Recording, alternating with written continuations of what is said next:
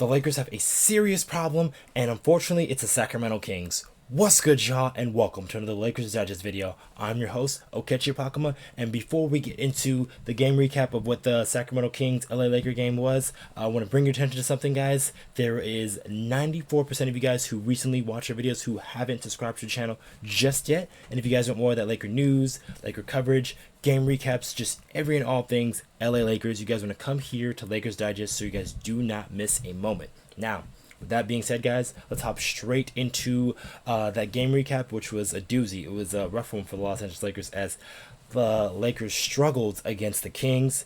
And with noted, this was the second night of a back-to-back for the Los Angeles Lakers, and it kind of showed as the Lakers did not come out with the requisite energy and effort, as once again in the first quarter the Lakers struggled, as this has not been their best quarter by far. I think they're losing that in point differentials. They're one of the worst teams in the NBA, and it continued again as the Lakers were down as much as 20 points in that first quarter, and they didn't really come back, and they didn't have a lead in this one because the Sacramento Kings really kept their foot on the gas the entire game for against the Los Angeles Lakers, and they were really taking it to them. First and foremost, because it was Domantas Sabonis and De'Aaron Fox, their two main guys, really taking it to the Lakers, and Domantas Sabonis especially because Anthony Davis, one of the Lakers' main guys, did not have it against the Kings, as he was kind of hindered in this one, as he even spoke to it after the game, saying that he played like shh, and while he acknowledged the hip spasm was last week, he said that it did bother him, but he also said he still has a job to go out there and do, so he was not trying to make excuses for the injury, but you can clearly tell that he was not at 100%, and that hindered his game, as he did not play super well for the Lakers. He only took 9 shots, and that's really indicative of when Anthony Davis is not super engaged. So this game, unfortunately, I think it's mostly just because of that hip spasm, because he wasn't really making the requisite movements that he needed to make, especially compared to last night against the Grizzlies, where he was dominating the paint and also had 19-11. So he was really taking control of that game. But this game, unfortunately, he was not doing too well. And then he wasn't the only guy, as if we pull up that box score here for the Lakers and just go down the list, with the exception of James, Reddish, and Russell, everybody on the team struggled. Hachimora wasn't able to get it going. Austin Reaves shot 0 of 5 from 3. He did have another team high 11 rebounds, which is very encouraging to see, but didn't really do much else on that part. He did have 8 assists, but to go along with 4 turnovers. So the turnovers was like a theme for the Lakers, as they had a poor game just holding on to the basketball. The Lakers had 23 turnovers as a team. That was due in part because the Kings also had 20 steals, but then some of it was just really just careless passing with the Los Angeles Lakers, just not be able to handle the ball. The Kings are a team that loves to ball pressure, so a lot of the Lakers ball handlers weren't really doing a good job of holding onto the basketball and just making the right reads and stuff like that. And just top to bottom, just like the energy you can see, just it wasn't the same as it was in the Grizzlies game, and they really needed it against this Kings team, because they love to push the pace, they love to run, especially with a guy like De'Aaron Fox, who's one of the fastest guys in the league. He's always going to push it, even off of made shots, which the Lakers weren't really getting back for those either.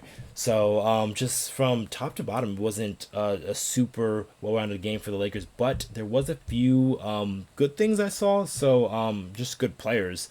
So there was some silver lining in this one. The silver lining really was just the few good play that they had. The 3 players that I named before, LeBron James, Cam Reddish, and D'Angelo Russell. Let's start with LeBron on this one, because he had a triple-double. He had 28 points, 10 rebounds, and 12 assists to go along with 4 steals. He did have 6 turnovers, which was not great, but He did have, like I said, another triple double that actually moved him ahead of Jason Kidd on the all-time triple double list. But this didn't result in a Laker win. LeBron did have the right energy and effort on the offensive end as he was getting downhill per usual, and then not playing a whole bunch in the game before, which I spoke that was huge. He only played 23 minutes in last night's game, or excuse me, in the game before against the Memphis Grizzlies, and then he was able to have more energy in this one. But unfortunately, the rest of the team did not come along for the ride. Cam Reddish had another nice showing. So Cam Reddish is really starting to put together some really good games. He had 16 points in this game and was again active on the defensive end where he's been a real hotbed. He's really been picking steals, especially in the open court, using his length, and it's just really encouraging to see him have a good game despite the whole team not having a good game, because this means that Cam Reddish is starting to really figure things out and really starting to get things going on his own. And then also along with D'Angelo Russell, another guy who played really well in this one. D'Lo had, I believe, 28 points off of 4 of 6 from 3. And he had also 5 assists and 5 rebounds. So D'Angelo Russell was another guy who played really well. His plus minus didn't show it, as there was just many groupings that the Lakers were playing, and they did not play up to their usual standards.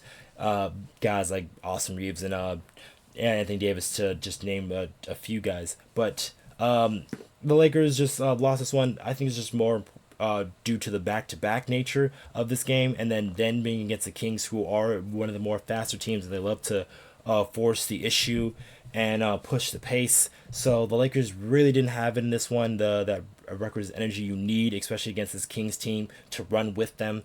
And so the Lakers will try to right the ship on their next game.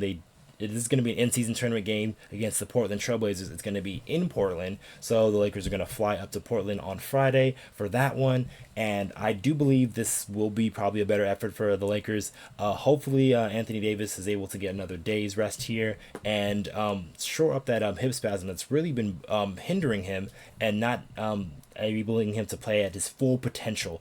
But that's going to be it for this video, guys. And if you guys, like I said, if you want more of Laker news and Laker coverage, you want to subscribe to Lakers Digest so you guys do not miss a moment. Now, I've been your host, Okechi Apakama, and I'll catch you guys in the next one.